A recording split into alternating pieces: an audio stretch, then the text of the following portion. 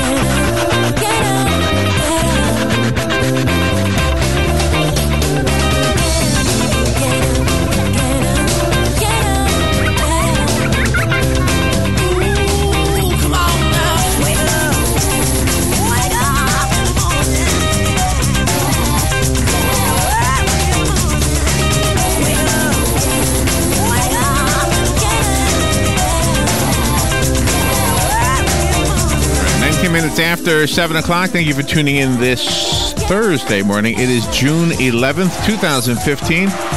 Broadcasting live from the Paddock Mall just outside the WOCA commissary. It is 72 degrees. Looks like we've got some thunderstorms in the forecast for today. Good morning, Robin. How you doing? Good. Good morning, Larry. How are you? Pretty good. Got a good show this morning. I guess the primary thing that I'll try to focus on after we get through the 7:30 stuff, at 7:35 or so.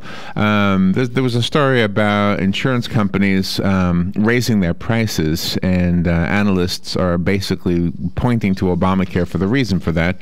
So I'll just read you the story and get your opinion on it. There are a few other stories that are of interest also that are not political necessarily in nature.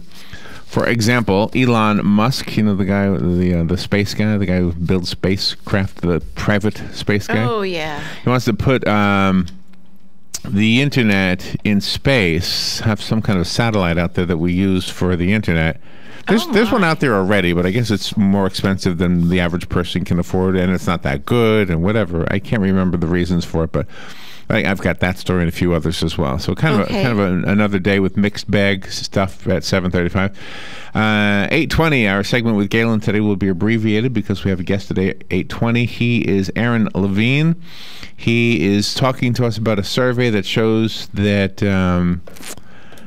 it's kind of an infomercial, isn't it? It's a worry-free retirement information. Okay, well, That's okay. That's okay. Yeah, but we're getting monetary stuff for it, so.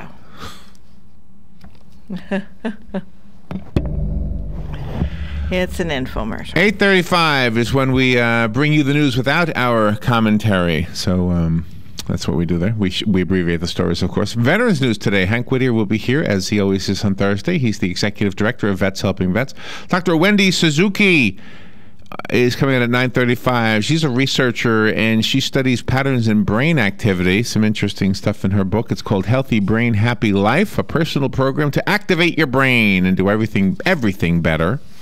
Jim Penna coming in at 10:05. Jim is a regular contributor to the show. He's been a friend of the show for a long time, and he's coming in with Ron Viola. They are participating in an event happening on Saturday and Sunday, June 27th and 28th. It's called the Annual Amateur Relay League Field Day. They're going to talk about ham radio and the Silver Springs Radio Club, et cetera, et cetera.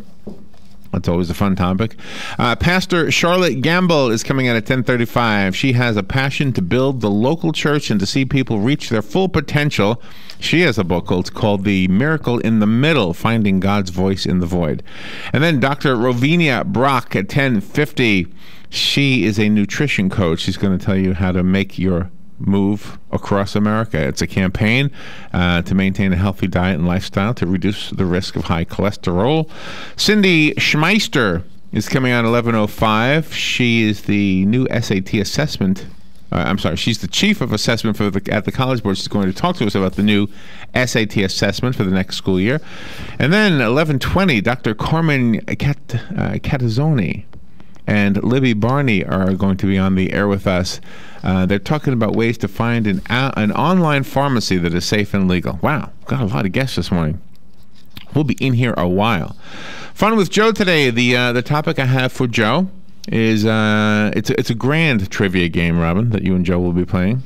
A grand? A grand. The word grand. Oh. The word grand appears in every one of these answers, or the word thousand appears in every one of these answers, or the word kilo, because grand, kilo, and thousand are kind of used interchangeably in many ways. So there you go. Okay. If you're a thousandaire, you're a kiloaire. You're a grandaire if you have $1,000 in the bank. And then there was a story of how Taco Bell is sending its employees to these. Well, no, they're not sending them anywhere. There was one convention, and then from that convention, it went to simply an online update. I think it's every day or maybe once a week. And what it is to teach the employees of Taco Bell how to speak the way millennials speak. So the new words that are currently being used, and the new expressions, the new phrases. Mm-hmm. And so I said, well, I wonder what they are. And so I went to look for them. So when we have Galen on the phone, I want to talk to him about and tell you and he some of the words and expressions that are hip to know right now. In fact, the word hip is probably not even hip anymore. Oh, okay. So it's the words and expressions that the younger generation are using, so that you can communicate with them and understand what they're talking about. Nice. And be one of them. Oh, okay. So we'll fit right in. Yeah. Okay. The word I like is lit. Lit. L-I-T. Lit. L-I-T. Yes. In our day, lit meant drunk. Oh, okay. See, I didn't even know that. I don't even know the jargon from my own era. Oh, so what does lit mean here? Well, like for example, on at Christmas time, the mall was very busy, so you could say the mall was so lit I couldn't get in or something. That makes sense. Or the line at Taco Bell was so long. The Taco Bell was so lit, I waited in line for an hour or something like that. Oh, nice. Yeah, the word lit means very busy or something. Nice. So those are those things. All right, a few things else in the news this morning. First of all, today, my new thing I've been doing now for a while. Yep. What day it is? You want to know what day it is? Yes, I do. I will tell you. Okay. As soon as I find my notes. It is National Making Life Beautiful Day. Oh, nice. National Corn on the Cob Day. Uh-huh. And National German Chocolate Cake Day. Oh, that's wonderful. National German Chocolate Cake Day. So go get a piece of corn, get a corn on the cob and some German chocolate cake and make your day official. Nice. Here's an interesting story. The driver is okay, but a shark died in a crash on I-95. A shark? Yeah. A shark. A truck was carrying several sharks from Florida up to an aquarium in New York, and the truck had an accident. The truck was, I guess the tire became separated from the vehicle. Oh, my gosh. The semi, and it crashed on I-95 over in Volusia County. The driver was okay. I guess it was a storm happening at that time, yesterday afternoon. And so one of the sharks, I guess, it sounds like they were in, well, they called them aquariums, but when I looked online, they looked like giant fish tanks. Okay. So they were transporting, I think it was 4 sharks, and they were described as sand sharks, I think. Uh-huh. Hold on, I have it here somewhere. Yeah, a sandbar shark. Oh. Anyway, so they were transporting 4 of them, and 1 died, and so now the other 3 are waiting at SeaWorld for another truck to be available. So. Oh my gosh! Wow. So and here's something interesting: a debate about whether babies should be getting their ears pierced. Oh, okay. For little babies, what's the age that you think is appropriate for little children to get their ears pierced? I waited till 18. 18 months? Years old. 18 years.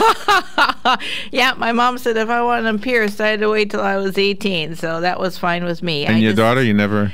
No. My daughter was Let me see. I think she was 14 and she wanted her ears pierced, so I figured 14 was a good age that 14 she is could good, make yeah. up her own mind. Yeah. So she did. I just don't go for babies' ear piercings because they're moving their hands and pulling stuff, and I just don't understand it. But, you know, it's parents' preference.